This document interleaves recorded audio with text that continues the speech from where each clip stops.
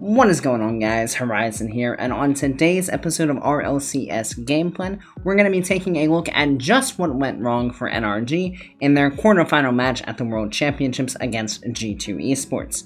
Now, for G2, this is probably the most dominant series that they played.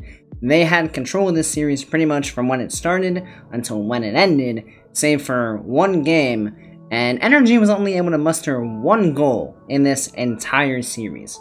So we're going to take a look at Game 5 here from the perspective of GarrettG. No real specific reason why, just the first player that it landed on for NRG. So let's go with it, and we are going to take a look at just what went wrong, what things NRG might have been able to do better, and how they might have been able to gain a little bit more control in this match against G2. Let's go ahead and hop right on into it here. Of course, Garrett, long-term veteran.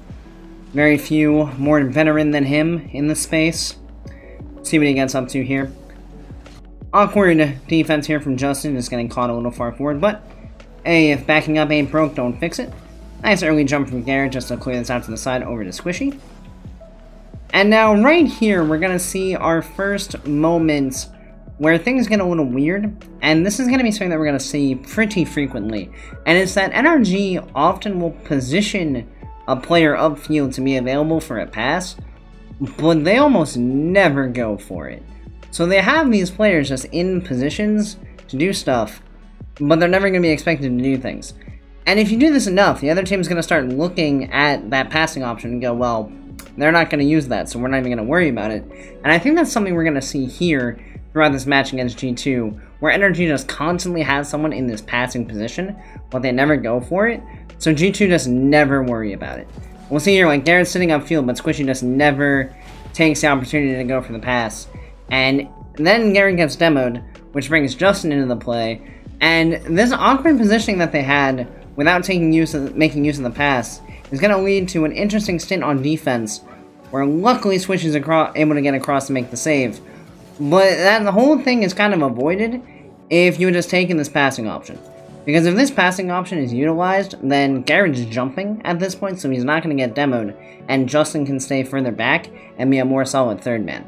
By not utilizing this passing option, Garrett then gets demoed, Jstn comes into the play, and now all of a sudden Garrett's the last one back with minimal boost, and has to try to defend against all three G2 players coming at him with a retreating defense from his teammates. So I would like to see NRG utilize the passes a bit more throughout this game, just to put themselves in better spots to succeed. Because obviously, the spot they're in right now is not a successful spot. Rotating back though, all fine and dandy. Awkward double commit here on the backboard. And this just comes down to communication and each player being aware of like where the other one is. So Squishy should have called he was on the backboard and he had this, but for some reason both Garrett and Squishy end up there, and again, that double commit will lead to a very dangerous situation, and oh, look at this. Once again, we have Garrett upfield looking for a potential pass. Why? Who knows, because Jstn never goes for it, so we'll never know if that was useful. Now, right here is something a bit weird. So Garrett's facing the play, he gets really close to this wall here. Now, there's a good motto to live by in Rocket League, which is face the play when it comes your way. And what Garrett's gonna do here is, right as this 50-50 is about to happen with Jstn and Atomic, is he's gonna turn his back to the play. And we'll see it right here. So right as the 50-50 is happening, Garrett's facing backwards. Which means even if this ball pitches right to where Garrett was, he can't attack this play at all because now he's facing backwards. I think a little more patience would have gone a long way here, as in if he had just sat right here and faced the play, he didn't even have to do something. He could have just stopped, dead. Like no one's coming to demo him, so he literally could have just sat here, and then wherever this ball went, he could have attacked it. But he drove a little bit further forward and then turned around, so now he can't really do a whole lot of anything when this ball comes towards him. Which is a bit unfortunate, because he's really in a good spot to be able to do quite a bit here, but he's backwards, so not going to be able to impact the play, and hey, look, the ball comes right to them. And yeah, so this just comes down to Garrett not being prepared to attack this ball. Because if Garrett just stops here and faces this play, when this 50-50 happens, he's right there to play it, and instead of JNAPS getting the free clear down to Chicago, and Squishy being all by himself, NRG is still on the attack. So a really big missed opportunity there for sure. Just turning around in awkward moments. Like, face the play so that you're ready for it when it comes to you. Don't turn away when a 50-50 is about to happen. And then right here, this entire sequence just feels like NRG giving G2 way too much space. So Garrett needs that boost. Like, he wants that corner boost. Squishy has plenty of boost in this instance. Like, Squishy has 78 boost, so we're not concerned about Squishy needing that boost. However, with Garrett charging backwards like this, it's almost like Squishy doesn't want to accidentally run into Garrett, so he chooses to turn around and play backboard. But G2 currently have the ball at midfield, and they're just going to give G2 all the space in the world to do whatever they want. And G2 is just going to pass the ball all around NRG without a whole lot happening. So realistically, we want to see Squishy coming out and attack this ball. He doesn't even need to go for an actual challenge. He just needs to put himself in a spot where G2 feel like they need to do something. Because as we can see, JNaps only has 4 boost. So if Squishy's in a, like, closer to this play, JNaps can't just bring this ball down. Like, he's gonna have to do something with it, which would force the ball away from G2 and possibly give NRG the chance to go on the counter. But because they give up this much space, G2 is able to just take their time with it. JNaps brings it all the way down to the ground. Atomic can take over then. And it's just a lot of play that G2 is having consecutive touches on without NRG really being able to do anything. Good roll from Squishy. Unfortunately gets tackled by Atomic out of the corner of his eye, so not much he can do there. See what Justin gets up to. Good mechanical play. Garrett's creeping a little far forward here. Like, Chicago, like, it's very obvious at this point that Chicago's going to have this ball. The fact that Garrett keeps driving forward and boosting, like, Chicago's going to touch this, so the ball is not going to drop right in front of you. I would have liked to see Garrett stay a little further back, and then where Chicago hit this, Garrett can actually make a play on it. But he's so close that when Chicago touches it, even if Justin doesn't, Garrett's not making a play. And again, as Chicago touches this ball, Garrett's turning his back. So he wouldn't be able to make a play on this ball anyway. If he stayed a little further back, then if Justin doesn't touch this ball, Garrett would be right there to make a play. But he turns his back, so it's a moot point. Out we go. Good job picking up the small pads on our way back. Fine. Grabbing the boost. Letting Justin do his thing. Close. Good attempt. And now, here's this. So, if we look at the positioning of G2 in this precise moment, we'll notice Chicago's landing in the corner. Atomic's grounded in net. JNaps is landing on the backboard. So if we look at where Garrett's pushing this ball from, if we want to maintain possession as NRG, the safe place to play this ball is over there. Because that's the direction Garrett's momentum is taking him. So if Garrett taps this ball over to the side, then he can follow this up and probably get at least a 50-50 with JNaps. So at least something to help them maintain possession. Obviously, Squishy's in Timbuktu, so Squishy's not really going to be coming to get any challenges on this ball. But Garrett does have the opportunity to at least attempt to maintain control of this ball. However, what he chooses to do is just loft this ball forward. Now, what exactly is this touch accomplishing? Because JNaps is on the backboard, and he's facing this way. So all he's going to do now is just jump off, hit this ball, and he has like 2 passing options. He can drop it down for Atomic, he can hit it over to Chicago, and bing bada boom, G2's on a counterattack, and Squishy's again left all by himself. If Garrett plays this to the side, then at worst, JNaps is coming with a 50-50, but it's not going to be a passing play out of defense. So even though there's probably going to be a 50-50 between Garrett and JNaps, depending on how that 50-50 goes, Squishy would then be available to follow up on that 50-50. But by dropping it right in the middle here, it's basically like, here you go G2, have the possession. We don't really want it. So, a little bit of wasteful there from Garrett overall, just kind of giving up control of the ball when he didn't really need to. You see the passing play right to Chicago, and down the field G2 goes. Good rotation around here from Garrett though, giving his teammates some space to operate. That's all well and dandy. Good patience here on the backboard. Really like this play. This is really smart patience. He's trying to bait Chicago into doing something.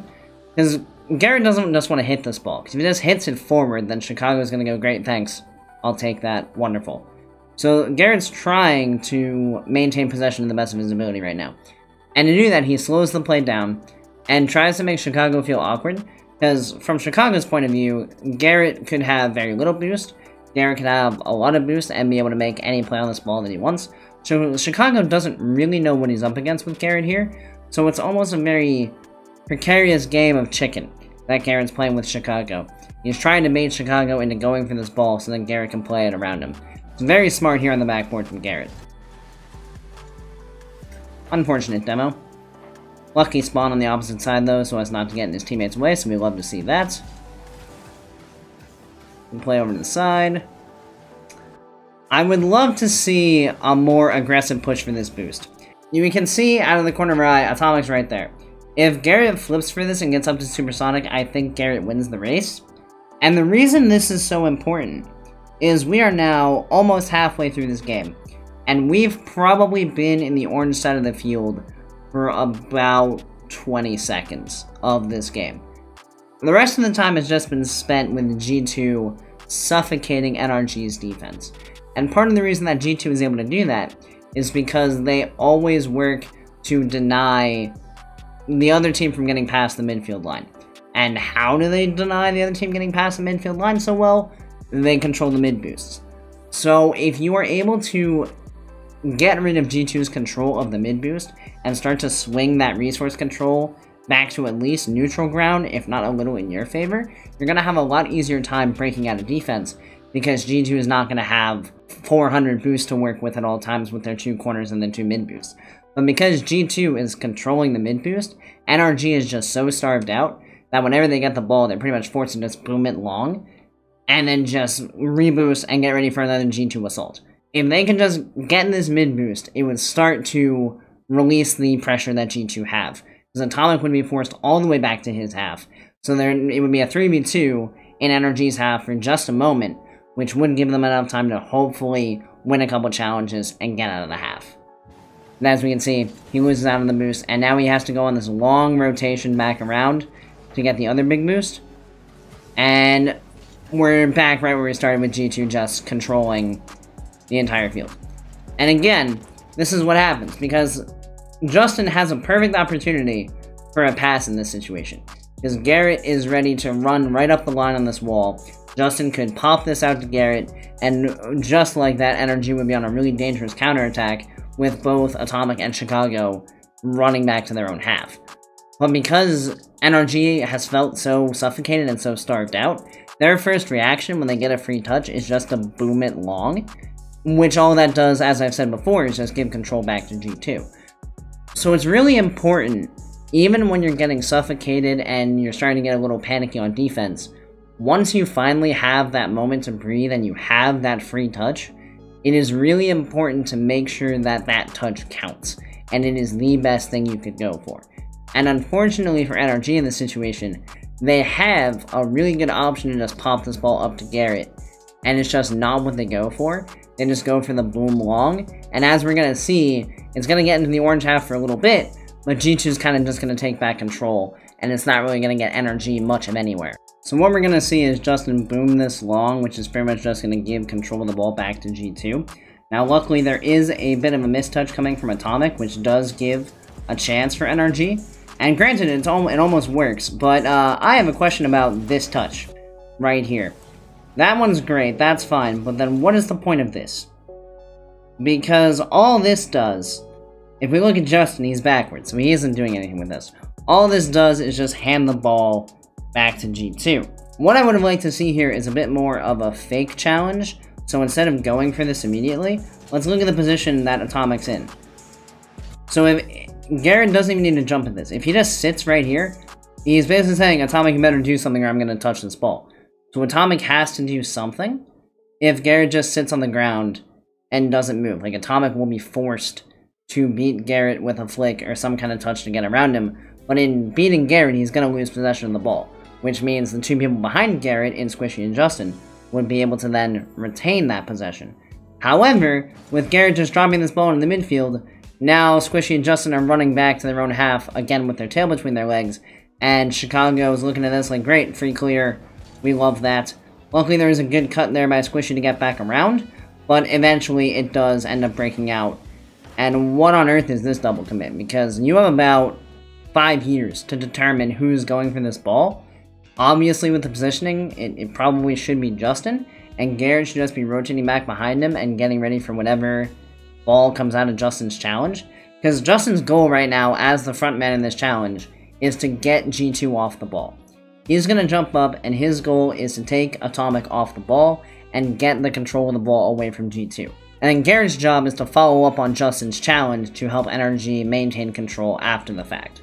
But what we'll see here is just a massive miscommunication, and they both jump for it, and it kind of doesn't end all that well, because it again ends with almost a goal for G2. So yeah, that's great, and again, here's another opportunity. Squishy is running down the side of the field. There's probably no one over there. Let's take a look. Any guesses? Is there anyone over there? Atomic's backwards, so he's not really doing a whole lot. Squishy's about to pick up 100 boost, so if Jstn hits this over this way, Squishy now has a chance to go for an air dribble, a really dangerous attack, because G2 ain't gonna be back for a while. So Squishy has a glorious opportunity here to 1v1 against Atomic, if Jstn gets him this ball. But once again, Jstn's immediate reaction is just to bang it long. And Atomic goes, great, thanks, that's a lot easier to deal with. And just like that, G2 are all back on defense, and this is a much easier position for them to defend. So again, missed opportunity for a pass down the field. We'd really like to see a bit more of that, and I think NRG would have a lot more potent offense if they utilized their teammates a bit more. Good couple attempts and challenges by Garrett. Unfortunate pinch down the line, but Squishy recovers, and I hate this turn for boost. Like, let's look at this. So, if we're looking at his initial rotation, he is not going for this boost. Like, it's not there. He looks, it's not there. And then he turns ball cam back off and sees that it's there. And instead of just continuing with his momentum to go back, he stops, turns around, picks it up, and now has to go back. And let's look at the position poor Jstn is in. Because he's got JNaps in the air coming at him, Chicago's in the mid waiting for something, and Atomic's gonna go take NRG's corner and just be right back in the play. The more important thing to do right now, you were already going back. If he continued to go back at full speed, he's probably denying that corner boost from Atomic, which at least forces Atomic back to the midfield. But by stopping here, he is just inviting all 3 G2 members to hang out in NRG's half like they're all gonna have a great big party with each other. Number 1 goal right now should be to go steal that boost from Atomic. And oh look, there's Atomic. Who could have seen that coming? Because Atomic takes this boost. And I don't know why, but for some reason Garrett thinks he has time here. Like, Atomic just took the big boost. There's no way he left. He's just gonna turn around and challenge this ball. So Garrett should almost just be jumping into this ball and slamming it against the wall, so it pops out or up so we can follow it up.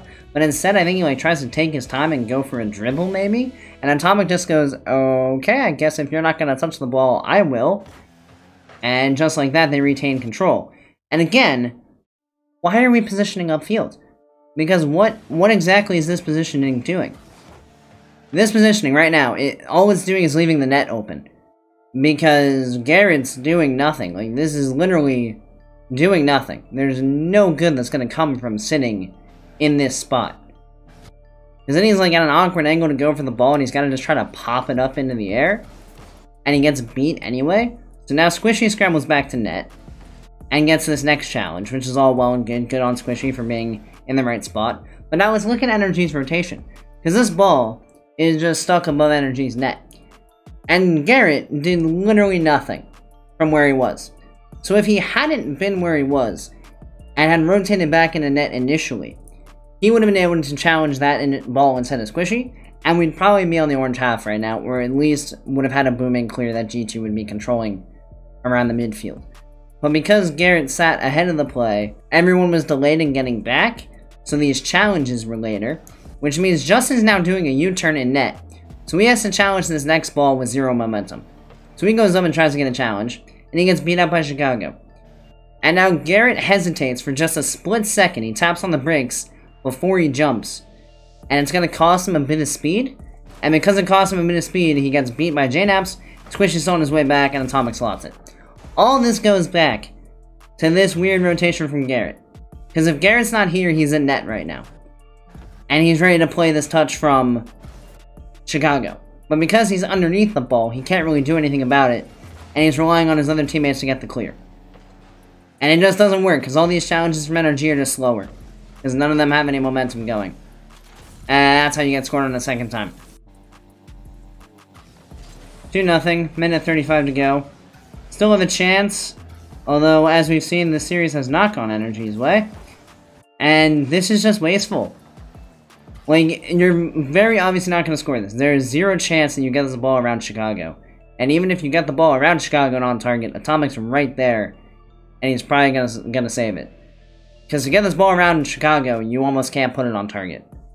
So, realistically right here, the correct action is to not shoot this ball. Because all that does is, again, give up possession. What we'd want to do is there's a completely open corner and a completely open backboard. If Garrett just plays this right to the backboard, he's now taken Chicago and like rolls it up, not hits it to the backboard, but rolls it to the backboard. Chicago's now out of the play. Garrett's still on the ball with like 40 boost probably. And he has a great position to pass the ball out to one of his two remaining teammates, because both the G2 defenders are then grounded in net. But by just shooting this, Chicago just goes, cool, thanks, and clears into the corner. Now, luckily, Justin's right there to take over, but again, he doesn't get past Atomic, and now we're right back into the blue half. There's a wasteful shot there from Garrett. It's almost like they're panicking when they still have plenty of time left, and they don't need to. Just wasteful touches. And it's happening pretty consistently. Good challenge there from Garrett. Good attempt at an arrow to try to get the ball out. See if NRG can get anything going at all, because they've literally had like one decent chance, and other than that, absolutely no offense. Very close. Almost pinched it in. Had a good chance. Justin gets stuffed. Nothing really doing there. They finally have an opportunity for... They set up the passing play again, but they do it when Atomic's basically staring right at them. Like, Atomic is reading this passing lane all day. So this is like... You never want to go for a pass when the opponent's staring right at you. Like, passing plays work the best when the opponent's backs are towards you, so they can't cut out the passing lane. When your opponent's staring at you and is just watching the pass come through, there's no way it's actually going to lead to anything. And as we see, Atomic just immediately reads this and cuts it out. So they finally go for the passing play, and it doesn't do anything because it's executed well, but bad timing for it. And again, just another wasteful shot. Like, this is the second time now where Garrett's just slapped the ball away for no reason on net like this. And there's so many touches that he's made that are just, like, giving away the ball for no reason. And, like, if we look at the situation that we're in, like, JNaps is alone. Garrett, you got 35 boost, you got time. Atomic's gonna take a bit to get back. Like, you have an opportunity to go for a 1v1 here on JNaps. And if you score it, you secure a decent bit of momentum going into the last 30 seconds. But instead of taking a chance, or even like hitting this ball to a place that would be hard to reach, he just kind of taps it on net, and it's not even close. There's no chance that shot's going in. And then there's just this weird time where he's just following the ball around. Like, there seems to be a lack of playing preemptively for NRG. A lot of it seems to be reactionary for what's about to happen. Because apparently, Jstn coming in for this touch wasn't communicated at all. Because if it was, Garrett should be turning around already and, like, waiting for this touch to come through. But by the time, like, Garrett's only half turned around by the time the touch does come through, so he can't even turn on this ball to do anything.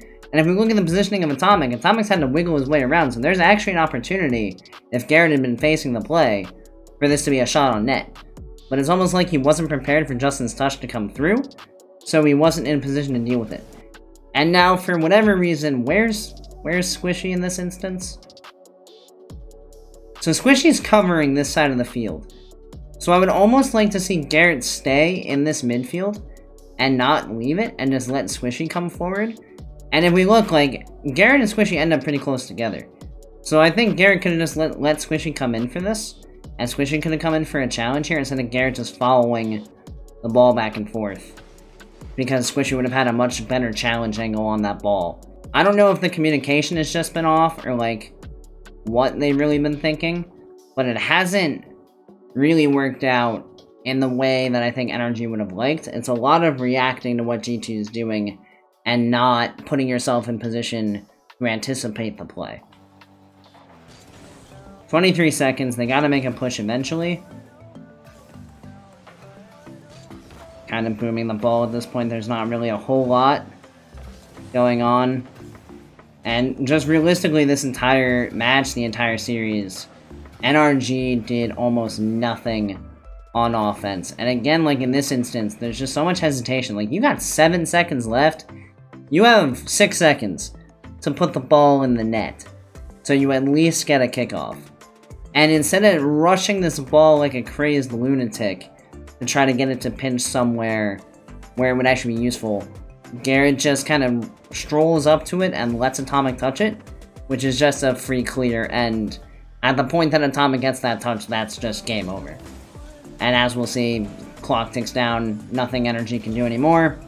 They've all given up, and that's that. So if we look at this game as a whole, it comes down to, I think, 3 things. Number 1, I don't think NRG's communication was quite to the level it used to be.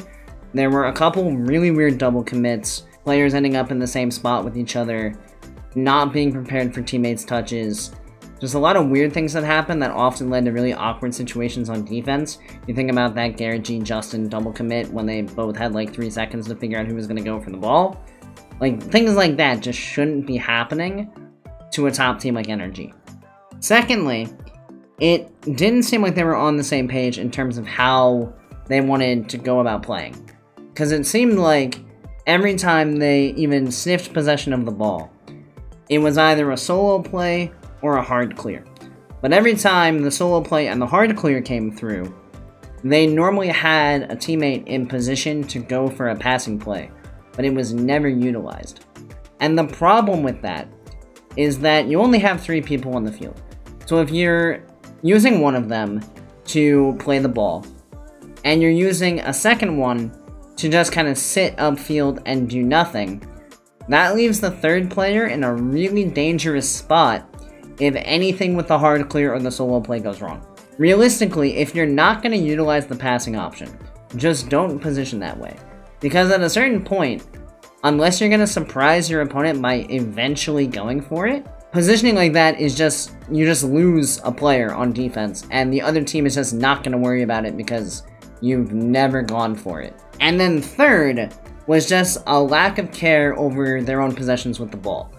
So many times, either a weak shot, booming clear, these things that just took, like, you had an opportunity to take control of the ball, and you basically said, screw it, we don't want it, here you go G2, keep doing what you've been doing this entire match, this entire series, and keep suffocating us on defense.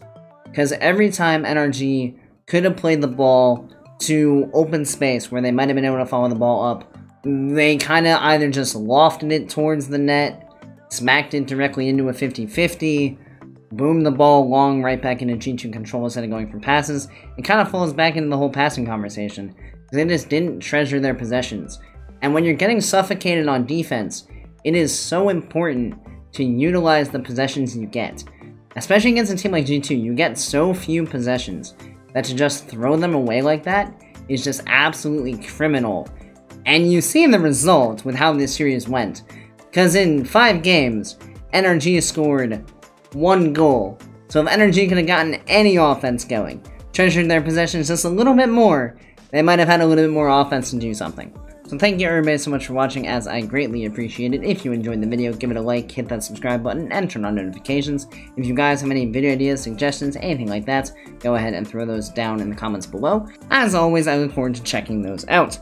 Additionally, if you guys agree with what I said, or maybe you think I was totally wrong in every single thought I had, go ahead and let me know that down in the comments below as well. I'd love to have a discussion about what you guys think about NRG's gameplay as a whole. Have a great rest of your day, and I'll see you next time. See you later, guys.